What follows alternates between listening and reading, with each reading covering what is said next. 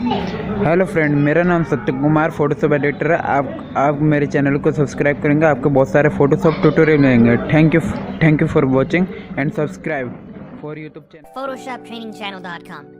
My name is Jesus Ramirez, and you can find me on Instagram at JR from PTC. In this video, I'm going to show you how to create a 3D pop-out photo effect in Photoshop. If you want to follow along, you can download the watermark previews or license the full resolution files from Adobe Stock.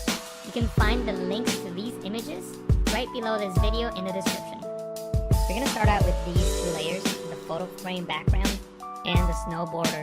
I have them on two separate layers, of course. And what we want to do is we want to isolate this black area here. We can, of course, create a selection around the black area to isolate it, but I like working with vectors better because they give you smaller file sizes and they're easier to edit. So we're going to create a vector around the frame. So I'm going to press Z on the keyboard. I'm holding the Z key. I'm not letting go of it. And I'm going to zoom into the corner here and release the Z key. It'll bring me back to the pen tool, which I had selected.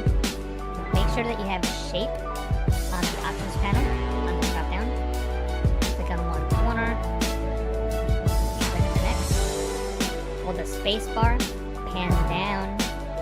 Click on the bottom right corner. And then click on the bottom left corner. I'm going to hold the space bar again. Click and drag to pan up and complete that path. Now the color of the shape really doesn't matter, so I'm just going to make it red just so that you can see it. There it is, red.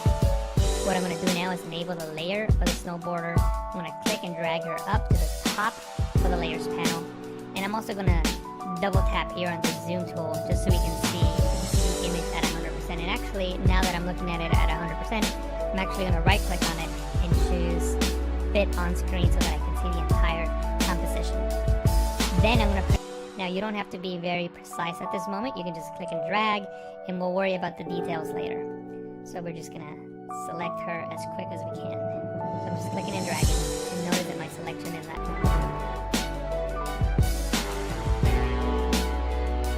Okay, now that I have selection active around the snow border, I'm gonna select that top layer and click on the layer mask icon to create a mask around the snow border. So what I'm gonna do now is click on this top layer, hold shift and click on the layer below it so they're both selected, and I'm going to click on this little chain link icon here to link those two layers. What that allows you to do is when you move one of those layers with the move tool, it moves both. And they can be in different groups and they can be separated, so that allows us to keep those two layers together. What I'm going to do now is press Ctrl T, Command C to transform, to scale this and adjust it accordingly. If you can't see the corner handles that you want to click and drag on, you can press Ctrl 0, that's Command 0 on the Mac, for the bird's eye view that allows you to see all four corner handles. Then I'm going to click and drag on this one here to scale it down by holding Shift, Alt, that's Shift, Option on the Mac. Now at this point, you can go back and adjust the layer mask if we need to. So I'm going to zoom in just so we can see the areas that we need to work on. So we need to work on this area and then the blue outline around her body. So we can adjust that by clicking on the layer mask in the properties panel. You can click on mask edge. If you don't see the properties panel, you can and then maybe shift edge with a negative value and see how that's adjusted. So keep adjusting it and making sure that that line is gone, but we don't lose any detail that we want to keep. Also, with this brush selected, I can click and drag here on the hair. Hopefully we'll get a better selection. Now I didn't do that good of a job here, so I'm just gonna leave it like this for now, and then I can come back with the brush tool and fix that in a moment. So I'm gonna press OK, click on the brush tool, paint with white in areas that I want to keep. So I'm just gonna paint with white in these areas here. And to get rid of this guy here.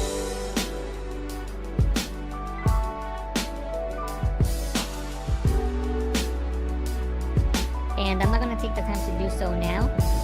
I will do that after the tutorial. You can see the final image, but I'm just going to go around the entire image and just make sure that everything is masked out accordingly. And in most of these areas, everything seems to be okay. I know we got to work on this area here. And like composite look much more realistic and much more interesting. So from the Adobe stock library, I downloaded 2 elements we're gonna use. We're gonna use this shovel with snow, so let me just double click on that to open that up. And by the way, the links to these files are on the description. You have to download them from Adobe stock. They're not free, but you can use a watermark preview to practice on. So I would recommend you doing that just so that you can have a way to practice and learn. So the first thing I gotta do is get rid of the shovel. I'm gonna click on the lasso tool. I'm gonna make a selection around the shovel. And as you can see, it's not very accurate. Move onto itself. So notice what happens here on the snow on the edge. It essentially turns white, which is what we want. You could also, of course, apply a multiply blend mode and it'll give you different results. In this case, I think I'm gonna go with screen. And then I'll just work on the edges in the next step. So I'm gonna press OK.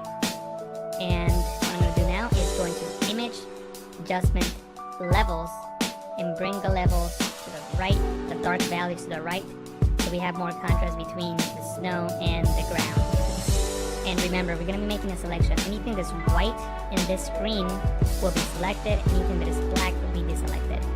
So I'm going to drag this one over to the left a little bit. I'm looking at the edges here. And maybe drag this one to the left as well, and press OK. Now, what I'm going to do now is click on the brush tool, select black as my foreground color, so I can produce black. I'm going to increase the size of my brush by clicking on the right bracket key on the keyboard, and I'm just going to paint the black.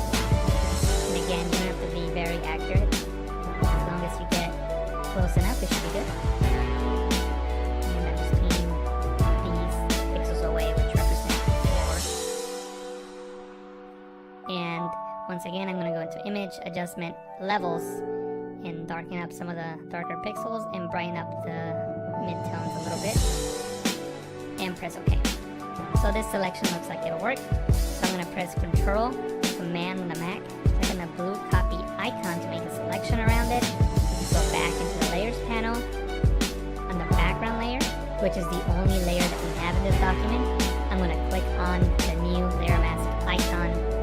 And notice now the floor is no longer there. Now, it's not a perfect selection, but it's going to work because the color of the floor and the color of the table are very similar colors, and I think we're going to be able to get away with it. So what I'm going to do is I'm just going to simply click on the layer and releasing, and there's our file. It's a really big layer, so we're going to need to scale it down. Control T, Command T on the Mac to transform. We can't see the corner handles, so I'm going to press Control 0, Command 0 on the Mac. There's the corner handles. Now I'm going to adjust them accordingly. I'm holding Shift as I'm clicking on these corner handles to keep the file constrained. The angle's not really matching my scene, so I'm going to right click on it and choose Flip Horizontal. And from here I can match scene a little better, and I can even distort it if I want to. Maybe right click on it and choose Distort just to get a better perspective of the scene that we're working with. Maybe something like this. And press Enter when you're done.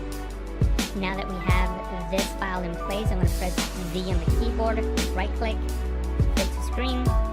Then I'm going to press V on the keyboard, get the move tool, and maybe I can move it around if I need to. And I'm going to click on the new group icon to create a new group. I'm going to click and drag this snow layer in there. I'm going to collapse it, and now it's in that group.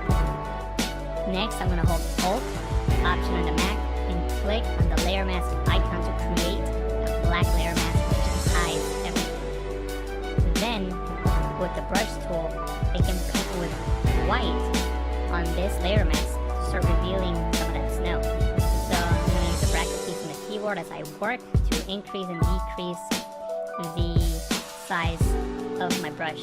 So I'm just painting with white, just bringing in some of that snow.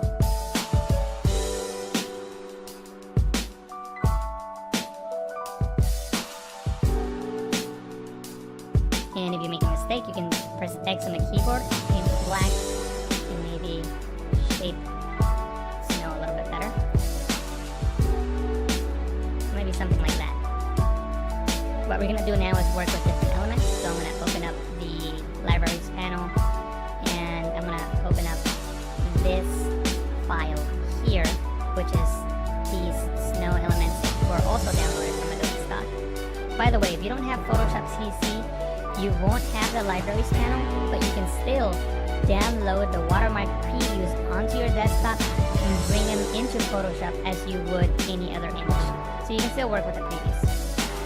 So what I'm going to do now is just select one of these elements and bring it over to the file that I'm working with. So I'm going to click on the lasso tool and I'm going to select this element first. So I'm going to select it, go to edit and copy, or you can press Ctrl C. I'm going to deselect that element, Ctrl D, Command D on the Mac, go back into the file that we're working with. I'm going to paste it here, Ctrl V, Command V on the Mac, and there it is.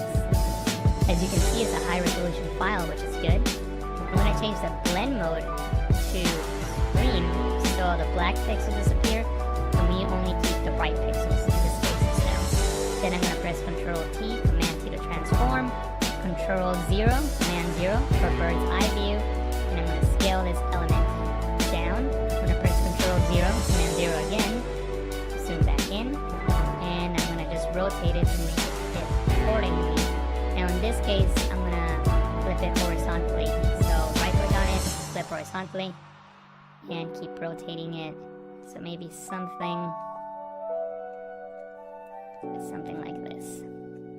And I can, scale it more if I need to, or rotate it more if I need to. So whatever distortions I need to do for it to work. So maybe something like that. So I just press enter to accept that transformation. And I'm going to use one more element. I'm going to use this one right down here. Again, Ctrl C to copy and paste that in here. Change the blend mode to screen. Ctrl T to transform. That's Command T in the Mac. Ctrl 0. Command 0 on the Mac. And scale this one in as well. And I'm going to zoom in and rotate this one into position. Maybe right about here or so. But I want this one to be in the back. So I'm going to click and drag this one and place it way back here. And I'm going to press V to select the move tool, and I'm going to move it around just to fit it into position. So maybe something like this. Actually, I just realized that I made a mistake. Notice how this element gets cut up right in this area? That's because this element needs to be right here. It needs to be in between the layer that's popping out to the subject and the layer that is clipped to the fabric. So right in between those two. So now the snow follows through into the frame. Now the last thing we're going to do is we're going to work with shadows. So first of all, the snow here on the table, it needs a shadow. So I'm going to open up this group. So we'll click on the snow layer here and click on drop shadow. Notice a little drop shadow there. You can use the settings that I have here if you like. Notice that I'm not using black, I'm using a dark burgundy color, which is similar to that color you see right there, right under the frame. And just brought the intensity down to about 25% using multiply. And notice the light is coming from the right. The light on her face is coming from the right, and so is the light hitting the frame. So you sort of want to match that with the shadow. So the shadows will be on the left side, sort of like here behind the frame. So this is what this is showing. If I were to bring it up to 100%, this is what that looks like. Obviously that's too much, so leave it at about 25% or so. And what I'm going to do now is right above this snow element here, I'm going to create a new layer, and I'm just going to paint with this color here under the board. So you can click on the eyedropper tool, select that color, and maybe make it a little bit darker because it's too light. Something like that, and just continue that shadow that's coming off the board. And actually, let me drag this layer up on top of the group and just continue seeing that shadow that's